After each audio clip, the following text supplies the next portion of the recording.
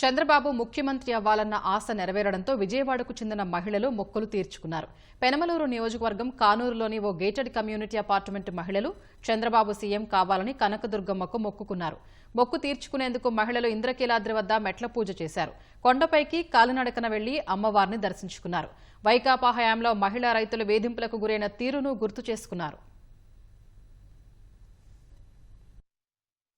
మేము Kanuru royal green city and apartments నుంచి వచ్చామండి. మేమంతాను ఒక ఫ్యామిలీలో ఉంటాము. ఇక్కడ అమరావతి రాజధాని రావాలని, చంద్రబాబు నాయుడు గారు ముఖ్యమంత్రి అవ్వాలని మేమందరం కూడా ఇప్పుడు మొక్కుకున్నామండి. అమ్మవారికి మెట్ల పూజ చేసుకుని దుర్గమ్మ తల్లి దర్శనం చేసుకుందామని అనుకున్నాము. అందరం కలిసి ఈరోజు ఆ మొక్కు తీర్చుకుంటాకి వచ్చామండి. రైతులు ఓసారి కనదుర్గమ్మ టెంపుల్ కూడా వాళ్ళు పూజ చేసుకోవడానికి అమ్మవారికి చెప్పుకుంటాకు వస్తుంటే అడ్డుకోనండి, లాఠీ చార్జీలతో వాళ్ళని అడ్డుకుంటేనండి అసలు ఆ బాధ మేము కూడా రైతు పెట్టలేవేనండి. ఆ బాధలన్నీ పొలాలు ఇస్తే ఎంత బాధ మాకు తెలుసండి. కానీ మాకు అక్కడ అమరావతిలో ఎవరికి మగ్గినటువంటి భూమి లేదండి. కానీ రైతులు వాళ్ళు పొలాలు ఇచ్చి వాళ్ళ ఇబ్బంది చూడలేక మేమంతా చాలా బాధపడి అప్పుడు మొక్కుకున్నామండి.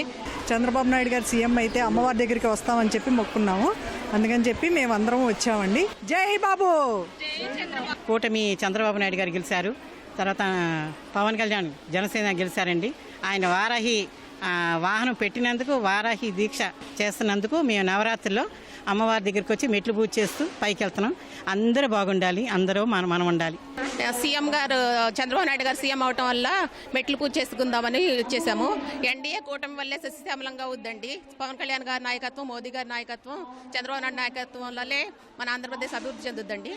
అది అమ్మవారి కృపా కటాక్షాల వల్ల ఇదే జరుగుద్దని నమ్మకంతో మేము మెట్లు పూజ చేసుకోవడానికి వచ్చామండి.